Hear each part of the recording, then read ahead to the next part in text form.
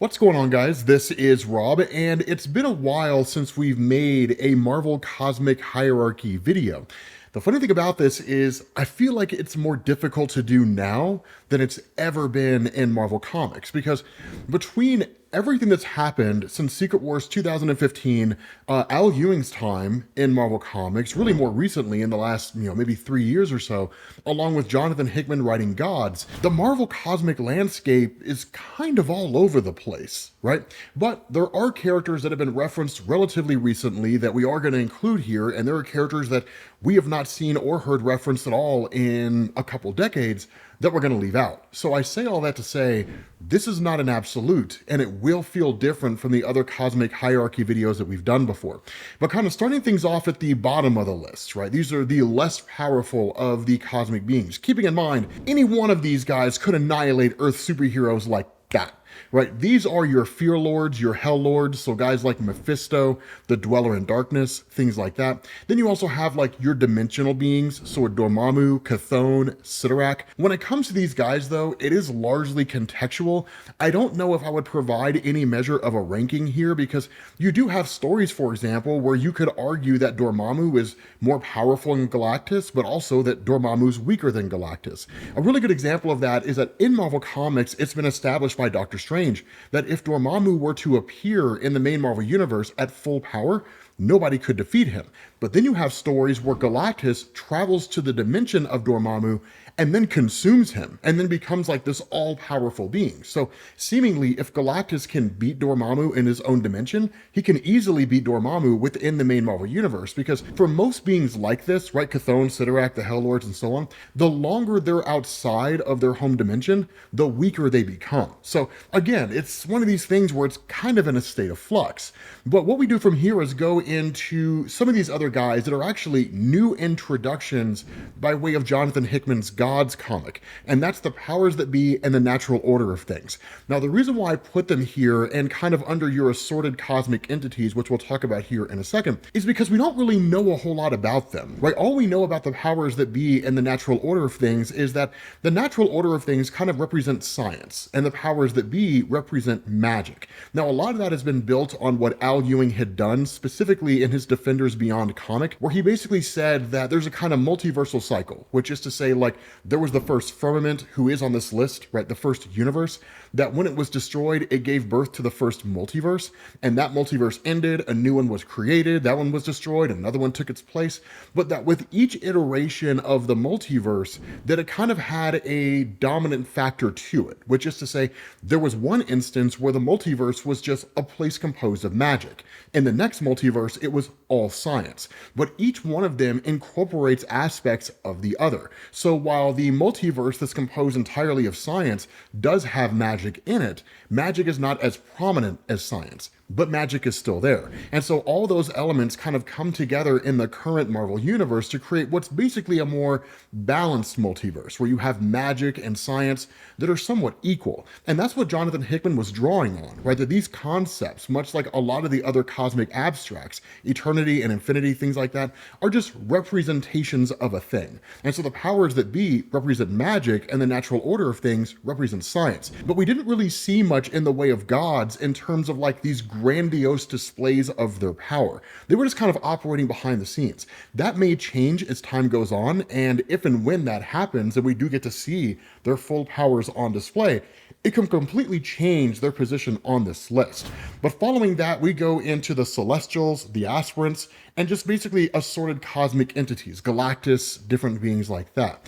Now, the Celestials, most all of you guys are aware of. Now, the Celestials and Galactus and beings like that, right? Eon and Master Order, Lord Chaos, Sire Hate, Mistress Death, a lot of you guys are probably familiar with them. Again, much like we had just mentioned, because most all of these outside of Galactus are cosmic abstracts, meaning they represent a thing, they don't actually have physical forms. And something that I think is worth reminding people of when it comes to cosmic entities is that because they represent ideas, in order to attain a physical form, they travel to a place called the Dimension of Manifestations. That's from the old Quasar comics way back in the early 1990s. And the idea is that within the Dimension of Manifestations, they're given what are called M-bodies. And these M-bodies are literally cases that they put their essence into and then they appear. And so that's how you see eternity and these various cosmic entities. It's not to say that they cannot take on a physical form if they chose to. It's just for whatever reason that Marvel never really made clear, even in those old comics, this is a route they can take. Now, I think it does say something that really ever since those old Quasar comics, you haven't heard hide nor hair from the Dimension of Manifestations, so we can largely just assume it's a thing Marvel doesn't care about anymore and that it doesn't really matter. And so we can almost just kind of assume it doesn't exist and go forward from there. But when it comes to the aspirants, not the aspirins, these gigantic bottles of tablets that have reality-altering powers. No, the aspirants were actually equal to the Celestials at one point in time. And this kind of goes into our discussion about the first cosmos. We'll talk about that. So for right now, just kind of put that feather in your hat. We'll circle back around to it later on. But after these lower level cosmic entities, I would say is when you go into high level reality warpers. And the reason why I say that this is the case is for a couple different reasons. And I really use two main characters as an example of this. The first one is, of course, Franklin Richards. And the second is, of course, Mad Jim Jaspers. You guys knew he was going to be on the list. You guys know I love Mad Jim Jaspers. When it comes to someone like Franklin Richards, a lot of work has been done to expand the nature of his character. And I know a lot of people would kind of say, like, you would really put Franklin above the Celestials? Yes, and the only reason why I would do that, the single only reason why that would happen, came by way of Jonathan Hickman's Fantastic Four. Franklin Richards, initially, when he encounters the Mad Celestials, which is to say, Celestials from an alternate reality, that he doesn't destroy them, but instead he takes the power of his younger self and uses it to resurrect Galactus from the dead. So, in effect, he just kind of makes a second version of himself that's equally powerful to himself. In fact, it boosts the powers of Galactus when that happens. But what ends up going on is that between Galactus and Franklin, then they destroy the Mad Celestials. And so there is reason to believe that despite these Mad Celestials being from an alternate reality, that in that reality they come from, they dominated everything in existence, right? So you can make a credible case that Franklin is more powerful than Celestials. This is also sort of confirmed by the fact that in the aftermath of Fantastic Four 604, which is when he resurrects Galactus from the dead, that I think in either 605 or 606, potentially the Future Foundation stories, that Galactus talks to Franklin and he tells him that given how powerful Franklin is and his role within the Marvel Universe, that when the main Marvel Universe basically experiences its heat death, when it dies and it collapses in on itself, that Franklin and Galactus will merge together into a new composite being and be reborn into that universe, the next universe, in whatever form that composite being takes. Now, we don't know what that's going to look like yet in Marvel because we haven't gotten to that point yet. But the fact is, right, that between those two instances in Marvel and the fact that no one's really shut that down per se, Franklin's incredibly powerful. It is worth discussing here that there was a point in Marvel Comics where Marvel tried to kind of remove Franklin's incredible high levels of powers and take away his mutant gene, all that kind of stuff. It didn't last, right? And that was more recently confirmed in Ryan North's Fantastic Four run, when we ended up learning that Franklin actually does use his powers on a universal level, and that once a year he uses those powers to kind of fix things in the universe, whatever those things happen to be that he believes are worth his attention. In that particular story, it's focusing more on preventing a circumstance where his parents die in some giant meteor incident or something along those lines. The details escape me. But the fact is, right, that it was kind of Ryan North toying with this idea that Franklin could potentially be some kind of cosmic entity associated with maintaining some measure of balance across the universe, right? Now, your mileage may vary on your interpretation of that, and outside of an individual interpretation, there isn't much to go on, right? But I also included Mad Jim Jaspers here, and only for one simple reason. Some would argue that Jim Jaspers is dangerous on a multiversal level, and that is technically true, but most all stories that we've seen with Jim Jaspers, both the original Crooked World story in Earth 238, as well as the story that we saw in the Captain Britain comics when he encountered the main Marvel Universe Jim Jaspers, showed his extreme reality warping powers on a universal scale. The only exception to that was in the Earth 238 reality when he initiated the Jaspers warp and he started distorting reality in such a way that it was like dropping iodine into a glass of water. It started to spread, and it would have influenced and twisted the entirety of the multiverse had they not shut that down. But that's one reference to his character being a danger to the multiverse, and it's never been referenced since, outside of potentially his return during the aftermath to House of M, but not really. So again, I kind of chose to put him here because 90% of the time, if not 99% of the time, he's just using his powers on a universal scale. Now, following this, we go into the Chaos King, and this really just comes by way of the Chaos War, where the Chaos King was literally wiping out cosmic entities and even just like god kings, right? Like the higher pantheons of traditional gods, so Odin and Zeus and those guys, that kind of thing, like the Sky Fathers as you know them, that Odin wasn't around at the time of the Chaos War, but Zeus was, along with any number of other Sky Fathers. And Chaos King took them all out. And the only way the Chaos King was actually defeated was by Hercules essentially attaining a level of godhood and then opening a portal to what is in effect the realm of Oblivion and pushing the Chaos King through. And then he's just kind of been trapped there ever since. So he couldn't actually be destroyed. Having said that, Chaos War was largely a universe level story. And so because the things that we saw Chaos King doing were mostly on a universe level, there really isn't a whole lot of reason to move him beyond that. And then we go into one of the more controversial characters that I'm going to put on this part of the list, which is Knull the Symbiote God. And I'm only putting him at this point for one specific reason. Really, I guess maybe two reasons, but they're both kind of the same thing. So for those of you guys who aren't really familiar with the origin of Knull, that much like the Chaos King, Amatsu Mikabashi, that Knull hails from what's called the Yawning Void, or the Primordial Void, or the Abyss, or something like that. In fact, during Al Ewing's time, it was actually referred to as the Far Shore, but basically the realm of Oblivion. And that as we explained in our video on Knull the Symbiote God, that when the Celestials showed up in the universe and started creating life, it was like turning on a light switch in a house, which pissed off Knull to no end. And so he crafted a sword, really the Necro Sword, which had not become all black at that point in time, but successfully killed a Celestial, and then used the energy of that Celestial to essentially imbue the sword with its ability to manipulate the All Black, which is how symbiotes came into existence. But the fact that Knull was able to destroy a Celestial, and then during the original King in Black storyline from Donny Cates, he showed up on Earth with the Celestials in tow, having already defeated them again, shows that this guy is above Celestials.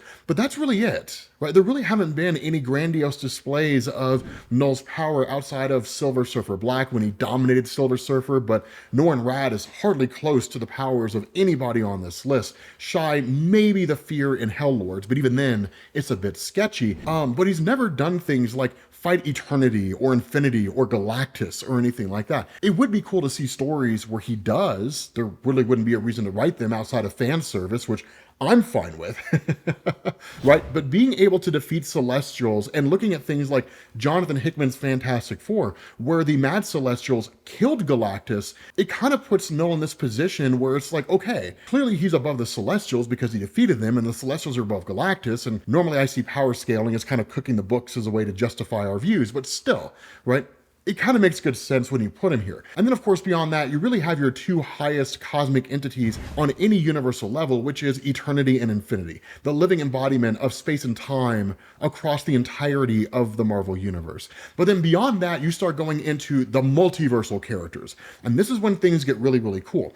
The first person that I put on this list is the Marquis of Death, hands down. And there's no real reason to believe that he wouldn't be on this list in the first place. There is an argument to be made here that the Marquis of Death is more of an exception to the rule than the rule itself. The reason why I say that is that for those of you guys who are unfamiliar with the Marquis in Marvel Comics, that he's actually a guy named Clyde Wincham, and that he is an alternate reality version of an alternate reality character, right? So like 2 levels removed from the main Marvel universe. But basically, in an alternate universe, a guy named Clyde Wincham, who kind of lived in Marvel's version of our universe, that he was the only person with powers and he could alter reality. That things transpired, it kind of went sideways. He basically ended up in an institution and he read comics all the time. This led to the nurses taking his comics away, and he ended up using his reality warping powers to bring superheroes from Marvel Comics and even supervillains and cosmic entities into the real world. Things went sideways quick, fast, and in a hurry, and then ultimately everything kind of went back to normal because Clyde sent them all back. The Marquis of Death is an answer to the question,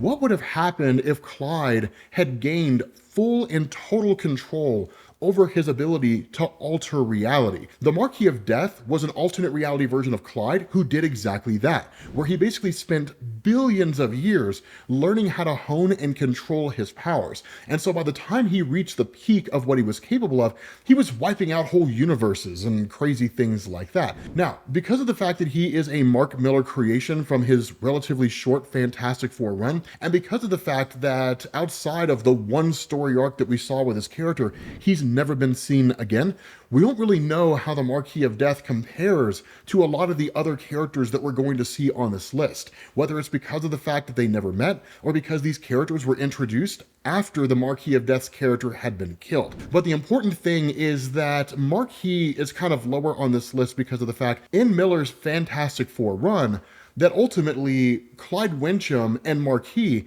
canceled each other's powers out, or at least weakened each other to the point where they could both easily be destroyed by Doctor Doom. And that was essentially it. But following this, we go into a couple of potential characters, because much like the Marquis of Death, they are supposed to be incredibly powerful, but we don't necessarily know if they are. The first one is the Ultimate Anti-Man, and the second one is Kevin Brashear. Now, Anti-Man is connected to Kevin Brashear really through Kevin's father, Adam Brashear, also known as the Blue Marvel. And while Blue Marvel isn't as powerful as either one of these guys, if we start with Ultimate Anti-Man, he initially started out as Connor Sims, who essentially gained his powers in the same way that Adam Brashear did, being exposed to antimatter energy. Unlike Adam Brashear, who kind of became this almost perfect vessel for antimatter energy and just went on to become a superhero, Connor was unstable, meaning he would like phase in and out of existence. But eventually there comes a point when he becomes a Herald of Galactus in Al Ewing and Kenneth Rocafort's Ultimates run. It was a phenomenal comic, and we definitely covered it here on the channel. The reason why I put him here, despite having the power cosmic, which would not normally make him a multiversal character, is that he achieved something called omniversal awareness, meaning he was able to observe not just his universe and not just the multiverse, but every multiverse that exists out there, which is how he was able to understand that the first cosmos was the one behind all the madness that was happening in Al Ewing's Ultimates run, which again, we'll talk about that once we get to the first cosmos.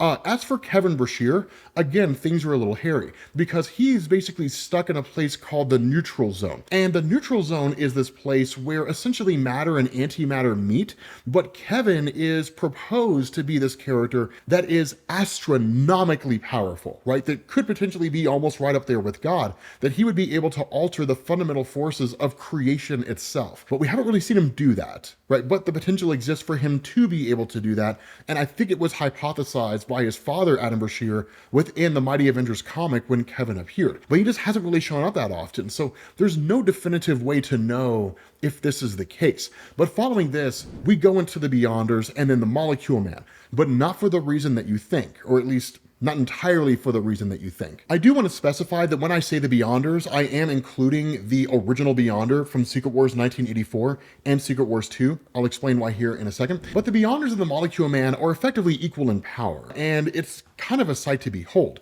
If we look at the original Beyonder from Secret Wars and Secret Wars 2, that Secret Wars was basically the story that unlocked the Molecule Man's ability to alter the fundamental forces of reality, both on a universal and a multiversal level. The Beyonder was just already able to do that. Secret Wars 2 is when you saw their powers colliding with each other. And in fact, their battle was so extreme that it sent shockwaves through the multiverse. Now, eventually it led to the Molecule Man essentially fixing all the destruction to the multiverse by like snapping his fingers or waving his hand or something along those lines. But what you and I would consider to be some innocuous and meaningless gesture, right? That was the level of power that he had.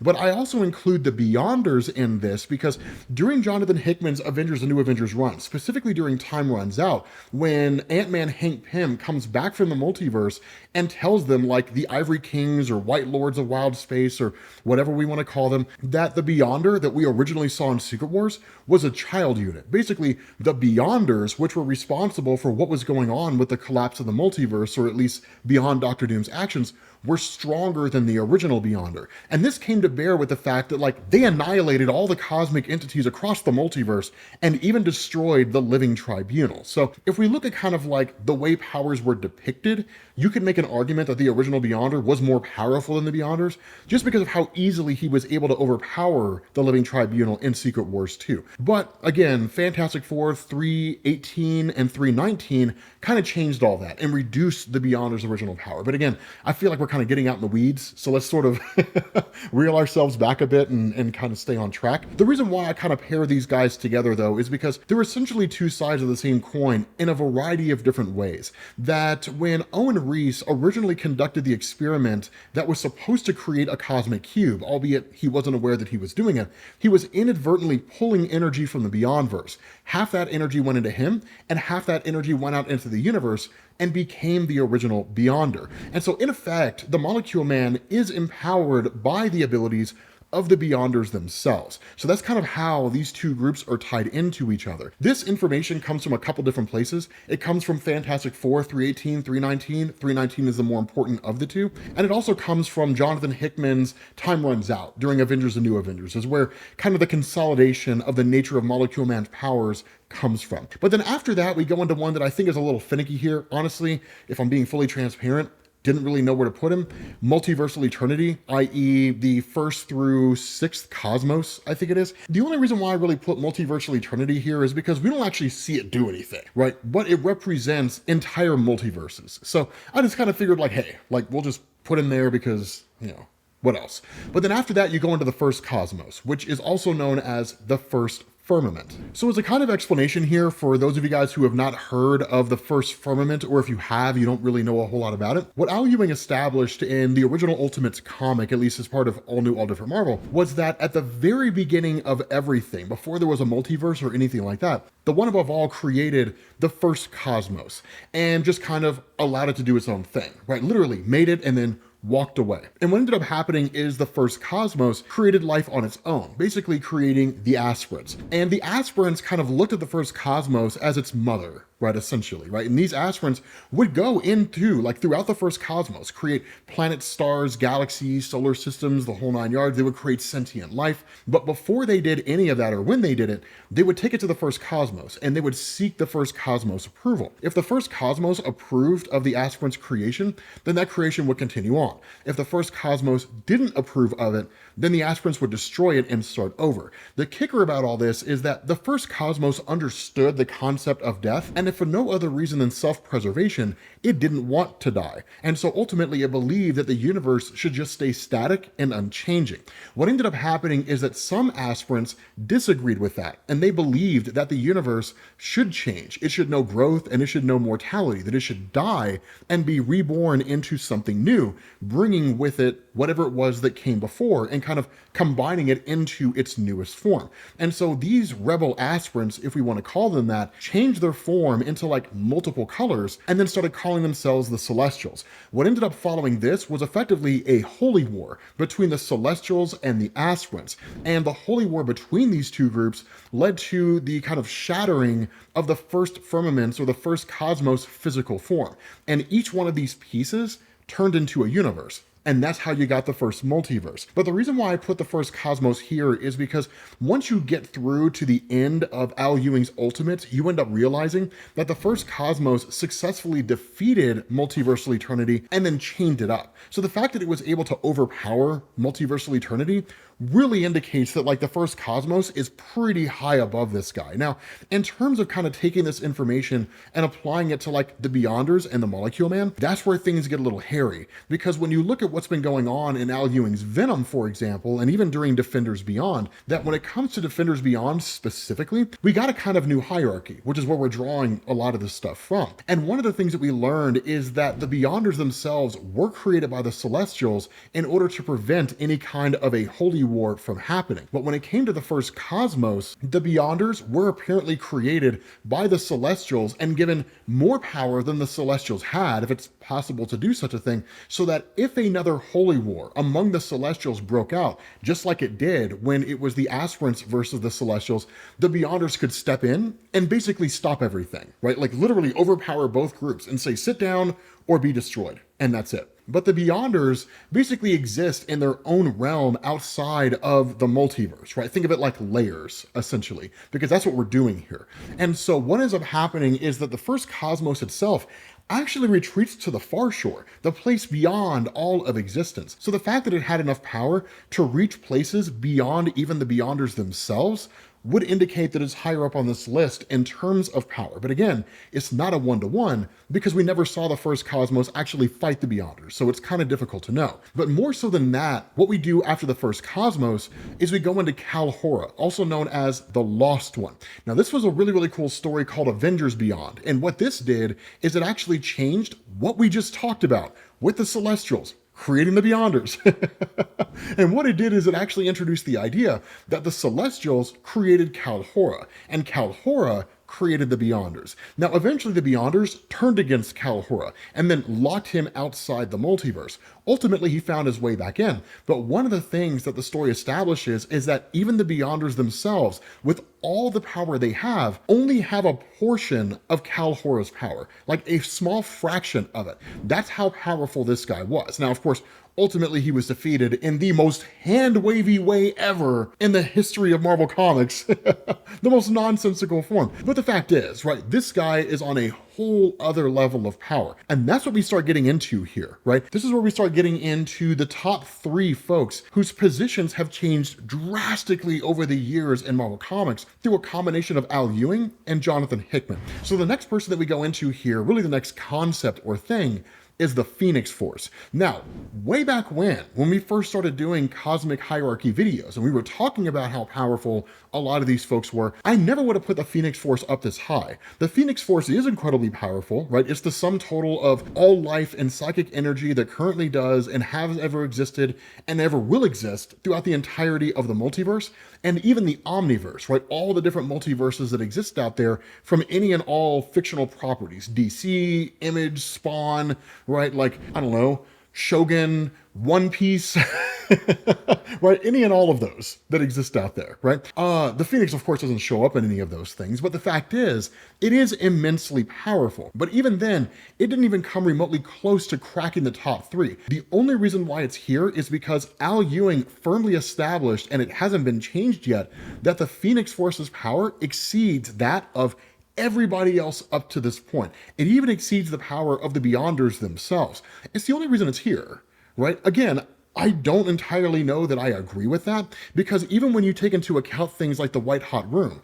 and you look at things like Grant Morrison's new X-Men run, where it establishes that the Phoenix just, quote unquote, exists to fix whatever's broken, which was basically just like Grant Morrison's way of saying it can do whatever you want it to do, whatever any writer wants it to do, and just left an open-ended definition. You still never saw the Phoenix Force do anything that came close to this. The closest that you saw, which I'm not even really sure that I agree with this, was when the Phoenix Force destroyed the most powerful thing on this list. And again, not really sure that I think that it was appropriate to do that. I think Marvel did it in order to just kind of fast track the ending of the fall of House of X. But after the Phoenix Force, you go into the Living Tribunal and Oblivion. Now again, this is also another change. Oblivion, I would have put at the very top of this list beyond everybody, even in other videos that we would have made. And if I didn't do that, then I probably should have. Because unlike all cosmic entities and even multiversal cosmic entities that represent a thing that exists, Oblivion represents the absence of anything. So that when any and everything all dies,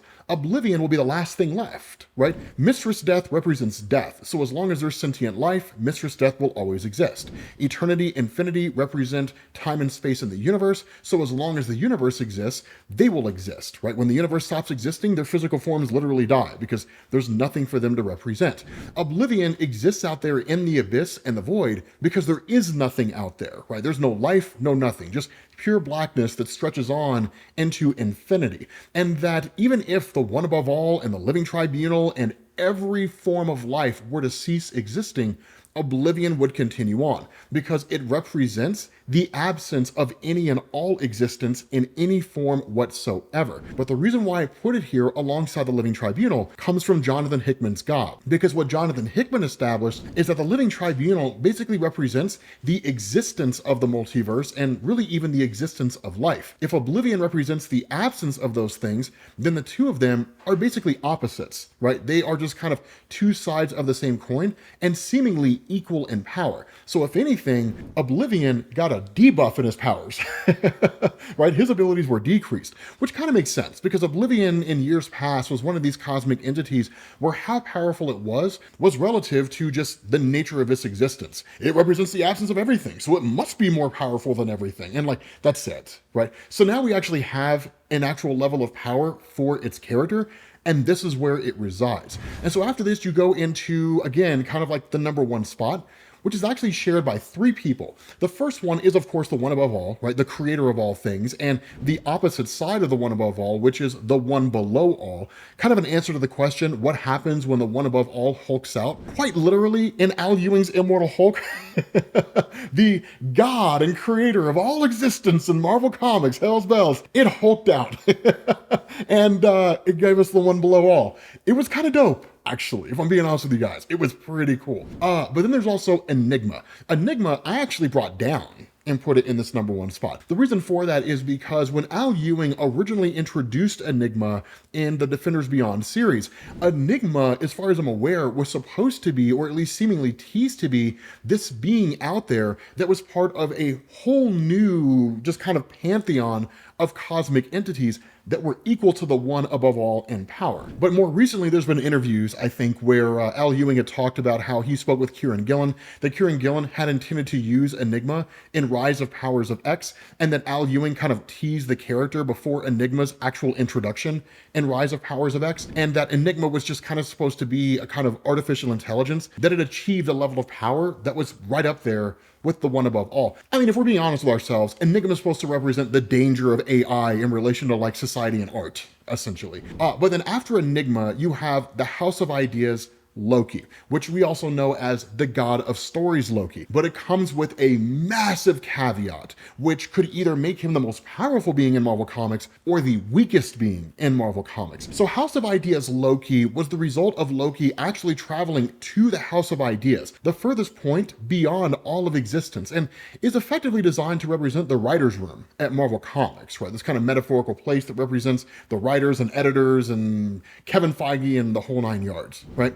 When Loki traveled there, he attained an immense level of power, so much so that he could just alter any and everything in existence. And his power dwarfed the Enigma and the one above all and all that kind of stuff. The big caveat that comes with House of Ideas Loki is that as an idea, he's limited to whatever the story is supposed to be. So he's like, I can do anything I want to, but only within the confines of what is supposed to happen. And so I think a more practical example is in order here. So let's say, for example, that like I'm sitting down and I'm writing an X-Men story, and I decide to bring in House of Ideas Loki. He can do anything he wants to do, but I, as the writer and the creator of this story, have decided that at the very end of that story, Cyclops is going to die. So Loki can do anything in that story, right? He can bring in Thanos, and Thanos can kill all the superheroes on Earth. But whether Loki wants it to happen or not, Cyclops will die at the end. There's nothing he can do to change that. So House of Ideas Loki is immensely powerful,